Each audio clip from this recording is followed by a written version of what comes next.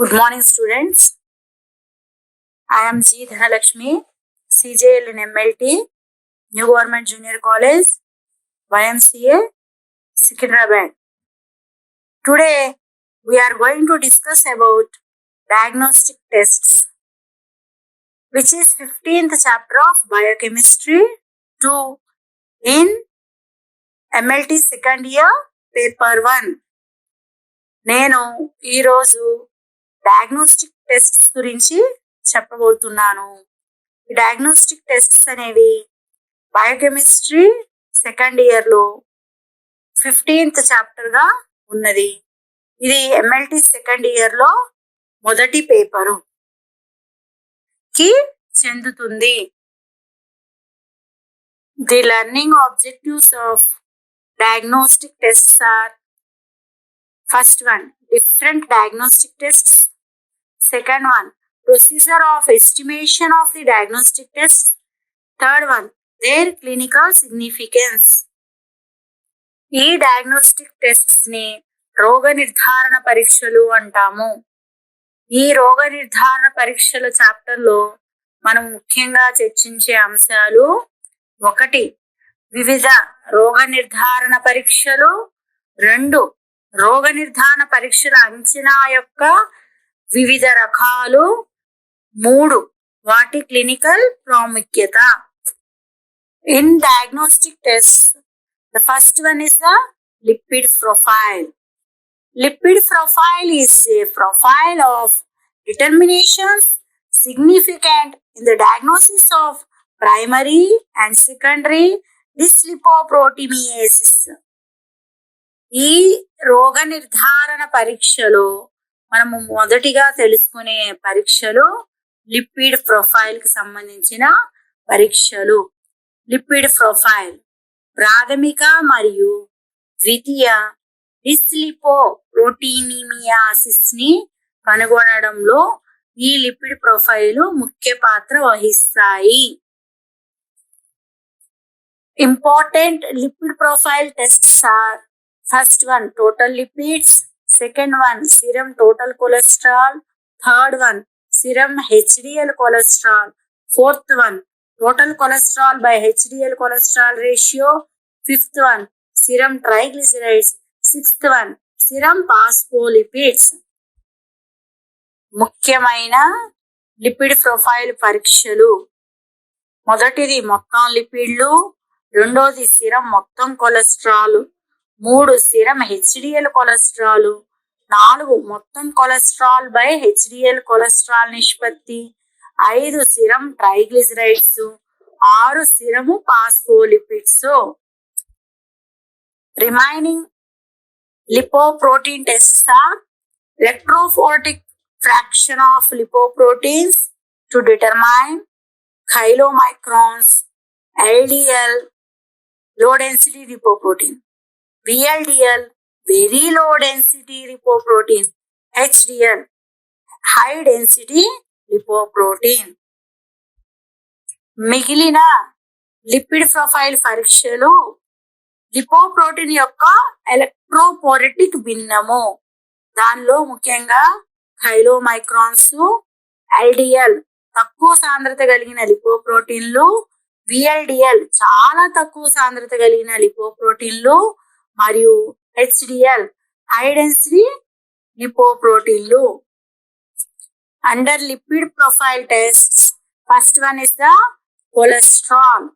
Cholesterol means in Greek chol, bile, and sterols, solid, followed by the suffix ol for an alcohol. It is an organic chemical substance classified as a waxy steroid of fat. Cholesterol is most abundant sterol in animal tissues. That means in animal tissues, lot of cholesterol is present. Its melting point is 150 degrees Celsius. It is water insoluble. Cholesterol అనేది Greek పదము నుంచి వచ్చినటువంటి పదము. కోలే అంటే పిత్త, that means అంటే bile. స్టిరాల్ అంటే ఘన, మరియు ఆల్కహాల్ లోనిది ఓల్ అనే పదం. ఇది సేంద్రియ రసాయన పదార్థం. ఇది క్రొవ్వు యొక్క మైనపు స్టిరాయిడ్ గా వర్గీకరింపబడింది. జంతువుల కణజాలంలో కొలెస్ట్రాల్ అధికంగా ఉండేటువంటి స్టిరాయిడ్, అంటే జంతువులలో అంటే మానవునితో సహా అన్ని రకాల జంతువుల్లో కొలెస్ట్రాల్ అనేది అధికంగా ఉంటుంది. దీని ద్రవీభవన స్థానము 150 డిగ్రీస్ సెల్సియస్ గా ఉంది. ఇది నీటిలో కరగదు. serum cholesterol. Cholesterol present in blood occurs both in free form and esterified form. Different methods for determination of total cholesterol are available. That means cholesterol occurs in both free form and esterified form. Determination of free and esterified cholesterols are also required when it is necessary to calculate the ratio of free to ester forms of the cholesterol. Serum cholesterol. రక్తంలో ఉన్న cholesterol ఉచితంగాను మరియు ఎస్టర్ఫైడ్ రూపంలోనూ ఉంటుంది. మొత్తం cholesterol నిర్ణయించడానికి వివిధ రకాల పద్ధతులు అందుబాటులో ఉన్నాయి. కొలెస్ట్రాల్ యొక్క ఎస్టర్ రూపాలకు ఉచిత నిష్పత్తిని లెక్కించాల్సిన అవసరం వచ్చినప్పుడు ఉచిత మరియు ఎస్టర్ఫైడ్ కొలెస్ట్రాల్ యొక్క నిర్ధారణ అవసరమవుతుంది. There are several types of lipoproteins within the blood. In increasing order of density, they are chylomicrons, very low density lipoprotein, intermediate density lipoprotein, low density lipoprotein, and high density lipoprotein. రక్తంలో అనేక రకాల లిపోప్రోటీన్లు ఉంటాయి. సాంద్రత పెరుగుతున్న క్రమంలో అవి ఖైలోమైక్రాన్స్, చాలా తక్కువ సాంద్రత కలిగిన లిపోప్రోటీను, ఇంటర్మీడియట్ డెన్సిటీ కలిగినటువంటి లిపోప్రోటీను, తక్కువ సాంద్రత కలిగిన లిపోప్రోటీను మరియు హై డెన్సిటీ అంటే ఎక్కువ డెన్సిటీ కలిగినటువంటి లిపోప్రోటీను. దీనినే మనము అధిక సాంద్రత కలిగిన లిపోప్రోటీన్ గా కూడా చెప్పుకోవచ్చును. Determination of total cholesterol. Under that, first we have to see the clinical significance. Cholesterol levels are increased in certain conditions. What are they? Let's see. In cardiovascular diseases and atherosclerosis, the cholesterol levels are very high. Apart from these conditions also contains high level of cholesterol. They are type 2 familiar hypercholesteremia, obstructive jaundice, diabetes mellitus, obesity, nephrosis, etc. These are the conditions of high levels of cholesterol present in blood. మొత్తం cholesterol యొక్క నిర్ధారణ. మొత్తం cholesterol యొక్క నిర్ధారణలో మొదటిగా మనం తెలుసుకునేది clinical ప్రాముఖ్యత.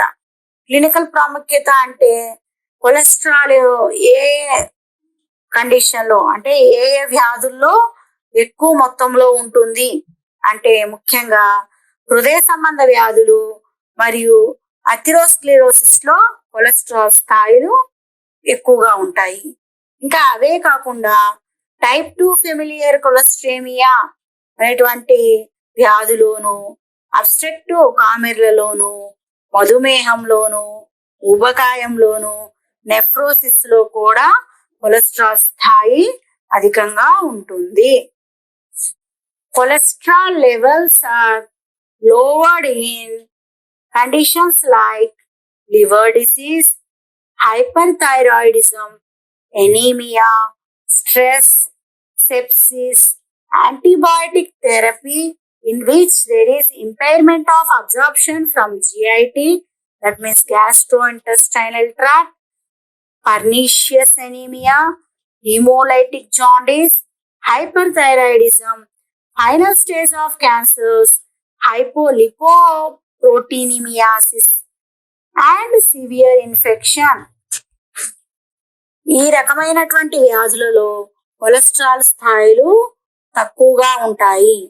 అవి ఏమేమి వ్యాధులు అంటే కాలేయ వ్యాధి, హైపర్ థైరాయిడిజం అంటే థైరాయిడ్ ఎక్కువగా ఉండడం, నెక్స్ట్ రక్తహీనత, ఒత్తిడి, సెప్సిస్ మరియు యాంటీబయాటిక్ థెరపీ. దీనిలో జిఐటి గ్యాస్ట్రో ఇంటెస్టైనల్ ట్రాక్ నుండి శోషణ అనేది లోపం ఉంటుంది. అటువంటి వ్యాధులలో కొలెస్ట్రాల్ స్థాయిలు తక్కువగా ఉంటాయి.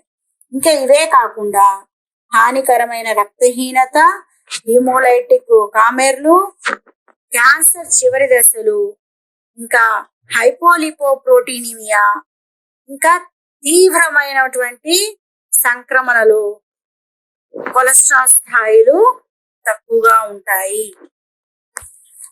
Instructions to the patients. First point, 12 hours fasting before the test. That means patient should be fasting before 12 hours of test. Normal dieting for 7 days period to the testing. Non-consumption of alcohol for 24 hours period to testing.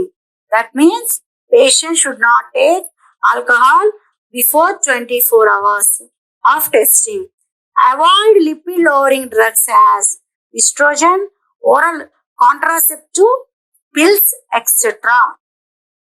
రోగులకు సూచనలు అంటే patients కి కొన్ని సూచనలు ఇవ్వడం జరుగుతుంది. పరీక్షకు ముందు 12 గంటల ఉపవాసం ఉండవలను. అంటే పరీక్ష చేసేప్పటికి 12 గంటల ముందు ఏమీ తినకూడదు. పరీక్షకు ముందు 7 రోజులు సాధారణ డైటింగ్ లోనే ఉండాలి. మరియు టెస్ట్ కు ముందు 24 గంటలు మద్యం సేవించకూడదు. అంటే పరీక్షకు ముందు 24 గంటల ముందు మద్యం తాగి ఉండకూడదు. మరియు ఈస్ట్రోజన్, నోటి గర్భనిరోధక మాత్రలు మొదలైనవి కూడా తీసుకొని ఉండకూడదు. ఎందుకంటే ఇవి రెండు కూడా లిపిడ్ ని తగ్గించే మందులు. Name of the method for total cholesterol estimation. Method name is Watson method.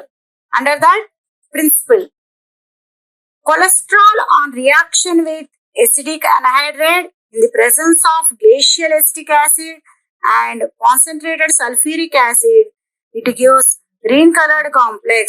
The color intensity is directly proportional to the concentration of cholesterol in the serum. That means the color intensity is more, the concentration of cholesterol is also more. If the color intensity is less, the concentration of cholesterol is less. మొత్తం cholesterol నిర్ధారణ. మొత్తం cholesterol నిర్ధారణలో ముఖ్యంగా చూసేటువంటి పద్ధతి Watson పద్ధతి.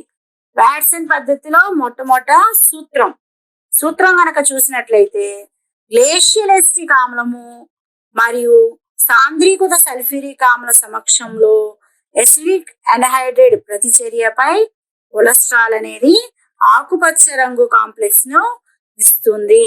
అంటే ఈ చర్యలో గ్లేషియల్ ఎసిటిక్ ఆమ్లము, సాంద్రీకృత అంటే కాన్సన్ట్రేటెడ్ సల్ఫ్యూరిక్ యాసిడ్ మరియు అసిటిక్ అన్హైడ్రేట్ మూడు కూడా కొలెస్ట్రాల్ మీద చర్య జరిపి ఆకుపచ్చని రంగుని ఇస్తాయి. రంగు తీవ్రత సిరంలోని కొలెస్ట్రాల్ గాఢతకు నేరుగా అనులోమానుపాతంలో ఉంటుంది. అంటే రంగు తీవ్రత ఎక్కువైతే కొలెస్ట్రాల్ గాఢత ఎక్కువగా ఉన్నట్లు, రంగు తీవ్రత తక్కువగా ఉంటే కొలెస్ట్రాల్ గాఢత తక్కువగా ఉన్నట్లు తెలుస్తుంది. Requirements under that first one test tubes, second serological pipettes, third dispensers, 4 photoelectric calorimeter, fifth one push button pipette. కావలసిన పరికరాల్లో ముఖ్యంగా పరీక్ష గొట్టాలు అంటే టెస్ట్ ట్యూబ్స్, సెరలాజికల్ పిపెట్లు, డిస్పెన్సర్లు, photo electric calorimeter, push button pipettes కావాలి. Reagents under that first one dimethyl benzene sulfonic acid reagent. Second one, concentrated sulfuric acid. Third one, cholesterol stock standard. Fourth one, cholesterol working standard. These are the reagents. Specimen. Specimen is serum in this test. ఈ పరీక్షకు కావలసిన కారకాలు ముఖ్యంగా మొదటిది కనుక చూసుకుంటే dimethyl benzene sulphonic acid reagent కావాలి. రెండవది సాంద్రీకృత సల్ఫ్యూరిక్ ఆమ్లం అంటే గ్లేషియల్ ఎసిటిక్ ఆమ్లం. మూడవది కనుక చూసుకున్నట్లయితే కొలెస్ట్రాల్ స్టాక్ ప్రమాణం. నాలుగవది కొలెస్ట్రాల్ పని ప్రమాణం కావాలి. నమూనా కనుక చూసుకున్నట్లయితే ఈ పరీక్షలో మనము సిరం ని నమూనాగా తీసుకుంటాము. Composition of reagents. Under that first dimethyl benzene sulfonic acid reagent. Composition 2,5-dimethyl benzene sulfuric acid 5.6 grams. Second one, glacial acetic acid 200 ml. Third one, acidic anhydride 300 ml. Method of preparation of dimethyl benzene sulfonic acid reagent. Mix 5.6 grams of 2,5-dimethyl benzene sulfonic acid with 200 ml of glacial acetic acid and 300 ml of acetic anhydride. కారకాల కూర్పు అంటే reagents ని ఎలా తయారు చేస్తాము. దానిలో ముఖ్యంగా dimethyl benzene sulphonic acid reagent ని ఎలా తయారు చేస్తాము అంటే దాంట్లో ఏ పదార్థాలు ఉన్నాయి అంటే 2,5-డైమిథైల్ బెంజీన్ సల్ఫోనిక్ ఆమ్లము 5.6 గ్రాములు తీసుకోవాలి. గ్లేషియల్ ఎసిటిక్ ఆమ్లంని 200 మిల్లీలీటర్లు తీసుకోవాలి. ఎసిడిక్ అనహైడ్రేట్ ని 300 మిల్లీలీటర్లు తీసుకోవాలి. తయారీ విధానం ఏ విధంగా తయారు చేస్తామో చూద్దాం. 5.6 అంటే 5.6 గ్రాముల 2,5-డైమిథైల్ బెంజీన్ సల్ఫోనిక్ ఆమ్లమును 200 మిల్లీలీటర్ల గ్లేషియల్ ఎసిటిక్ ఆమ్లం తోటి కలిపి దానికి 300 మిల్లీలీటర్ల ఎసిడిక్ ఎన్హైడ్రైడ్ ని కలుపుతారు. Procedure. Take 3 test tubes and label them as T, S and B. T for test, S for standard, B for blank. Pipette into them as follows. Prepare table. It contains 5 columns. One for serial number.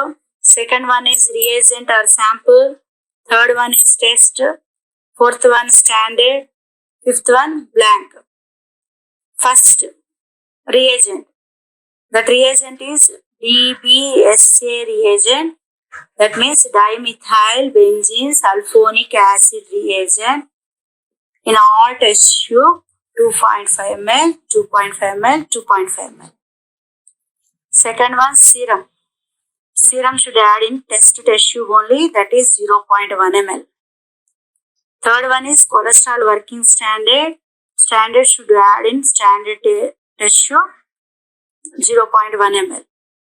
Fourth one, distilled water. Distilled water always add in blank. That means 0.1 ml of distilled water added to blank test tube. All test tubes contains equal quantity of the volume. ఇప్పుడు చెప్పిన విధంగా 3 test ట్యూబ్లు తీసుకొని reagent లో add చేయాల్సి ఉంటుంది. Next, mix well and keep at room temperature for 10 minutes. Read the OD values of the test and standard with compared to blank. Calculation. Calculate the concentration of cholesterol with the formula. Serum total cholesterol equal to OD of test by OD of standard into 200 mg%. That means observance of test by observance of standard into 200 mg%. Normal range equal to 150 to 250 mg%. బాగా కలపండి. కలిపి గది ఉష్ణోగ్రత దగ్గర 10 నిమిషాలు ఉంచండి. గది ఉష్ణోగ్రత సాధారణంగా 37 degrees Celsius ఉంటుంది. తర్వాత ఓడీస్ ని తీయాలి. ఓడీస్ని ఎలా తీస్తాము అంటే బ్లాంక్ ని ప్రామాణికంగా తీసుకొని పరీక్ష యొక్క విలువలు మరియు స్టాండర్డ్ యొక్క విలువలో ఓడీలు తీస్తాం. ఆ సూత్రంలో కొలెస్ట్రాల్ యొక్క మొత్తం కొలెస్ట్రాల్ యొక్క లెక్కను ఈ విధంగా లెక్కించవచ్చు. సిరం మొత్తం కొలెస్ట్రాల్ ఈక్వల్ టు పరీక్ష యొక్క ఓడి బై ఓడి యొక్క ప్రామాణికం అంటే standard. That means OD of test by OD of standard into 200 mg%. సాధారణ విలువలు ఎలా ఉంటాయి? మొత్తం కొలెస్ట్రాల్ అంటే 150 నుంచి 250 mg% గా ఉంటుంది. Enzymatic method of determination of serum total cholesterol. Under that principle, cholesterol esters are hydrolyzed by the action of enzyme cholesterol esters hydrolase to give cholesterol and fatty acid. Free cholesterol and cholesterol obtained by enzymatic hydrolysis are oxidized to 4-cholesterol 3,1 by the action of cholesterol oxidase. Serum మొత్తం cholesterol ను నిర్ణయించే enzymatic పద్ధతి.